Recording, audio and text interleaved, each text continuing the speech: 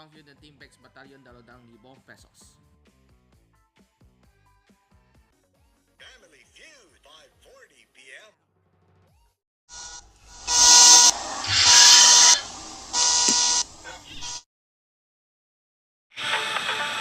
Welcome to my episode that is called Nagmamano pa. That's okay.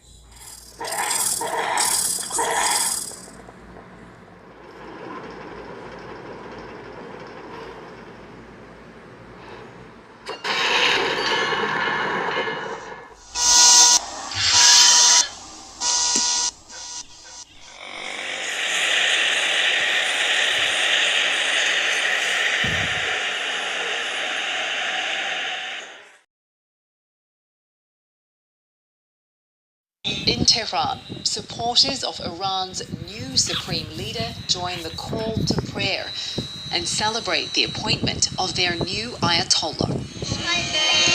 Iran's Assembly of Experts, a group of decision-making clerics, have officially named Mojtaba Khamenei, the son of the late Ali Khamenei, as successor, and the Iranian Revolutionary Guard has sworn loyalty to him.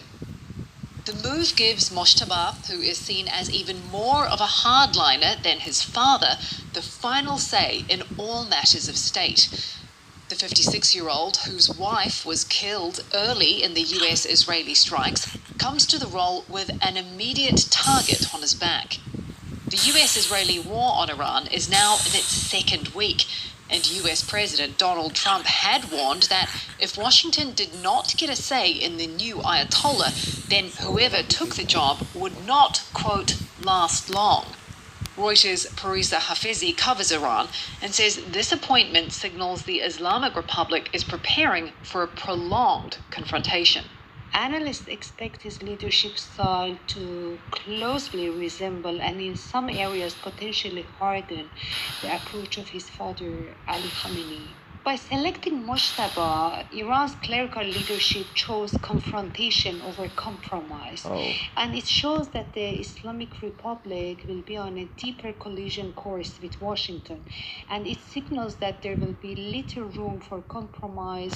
Mojtaba is expected to reject concessions to Washington, whether on Iran's nuclear program or its missile program. He might also improve and strengthen ties between Iran and US rivals China and Russia. Parisa says Mojtaba has been working behind the scenes with his father for decades and was already one of the most powerful people in the country, despite not holding a formal government post.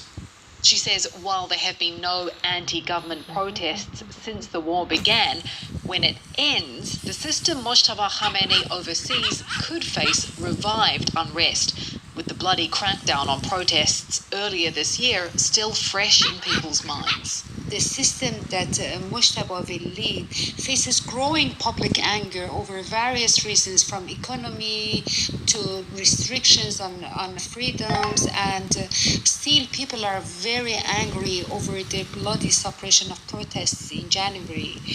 Also, his elevation could fuel anger among Iranians who are already deeply frustrated with the political system. In an interview with the Times of Israel after the new supreme leader was named, US President Donald Trump declined to respond, saying only, "We'll see what happens," according to the newspaper. In Tehran, a witness driving past a fuel depot hit by a strike films dystopian-like scenes. Huge plumes of smoke rise high into the air, lit up by massive fires burning below, turning the night sky orange. Reuters was able to verify the location, but not the date of the video. But Israel's military confirmed it struck a number of fuel storage facilities in the Iranian capital on Sunday. The ongoing war has sent the price of oil and natural gas skyrocketing to multi-year highs, over $100 a barrel for oil. Here's Mike Dolan from our sister markets podcast, Morning Bid, with more. Good morning. Huge surge in oil prices this morning, above $100 per barrel. This is the first time we've been at this level days after the Ukraine invasion in 2022, and it's one of the biggest one-day jumps in crude prices ever. So this is going to, by any definition, be an oil price shock. President Trump thinks this is a price worth paying, so he said last night. I'm not sure U.S. consumers or businesses will necessarily agree with that at this point, but they are going to have to pay an awful lot more for gas at the pump, which is now on average about $3.50, which is more than 50 cents above where it was only a couple of weeks ago. And longer term, businesses trying to locate 3-6 months energy prices are going to pay more as well. The trigger for the latest move appears to have been Iran's decision to appoint the son of Ali Khamenei as a new supreme leader, which suggests there's very little chance that they will back down or that the conflict will end anytime soon.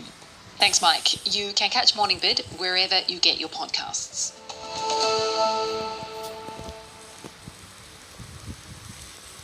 Work. In terms of liquefied natural gas, the sudden stoppage of LNG exports from Qatar, the world's second largest exporter last year, has sent natural gas prices soaring.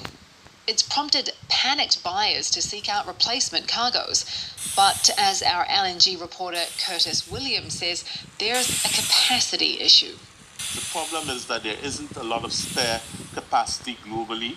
There isn't a lot of spare capacity in the US, which is, as you know, the largest exporter of liquefied natural gas in the world. And even though the US is exporting about 19 billion cubic feet compared to Qatar's 10 billion cubic feet per day of natural gas, you're still unable to make up that shortfall because US plants are running basically at capacity. The US military says a seventh American has died, in this case from wounds sustained a week ago during the initial Iranian counterattack. The civilian death toll in Iran, meanwhile, stands at more than 1,300. That's according to Iran's UN ambassador. Solid laughter. And in Lebanon, almost 400 people have been killed, according to the country's health ministry, in Israeli attacks. As we reported yesterday, an Israeli drone hit a hotel in Beirut early on Sunday. It's the first time a strike has hit within the city limits of Lebanon's capital.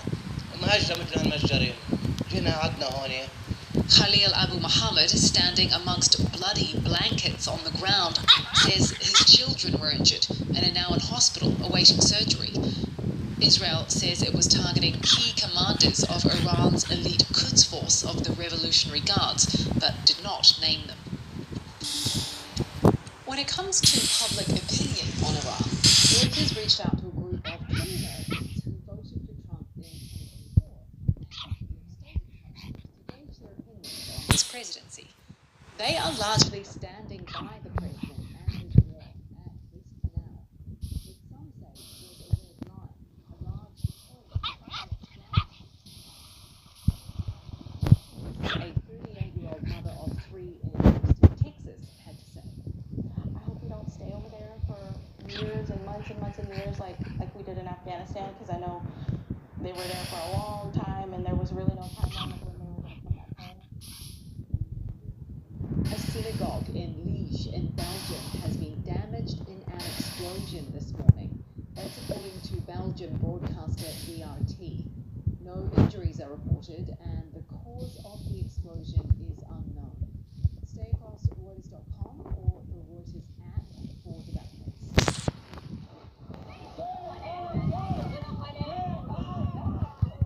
Iranian expats in Australia chanting "Save our girls" as the Iranian women's soccer team bus drives past them, leaving their final game at the Asian Cup in Queensland.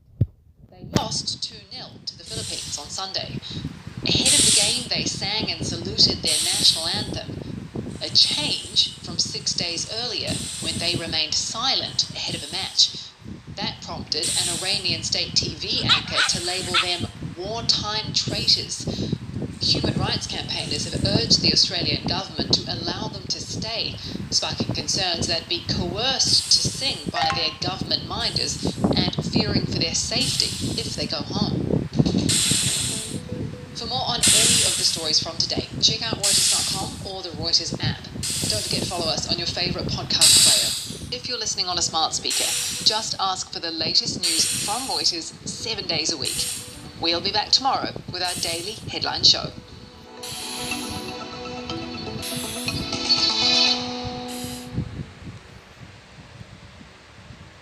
That's it for your news updates. To see more stories, open Google News.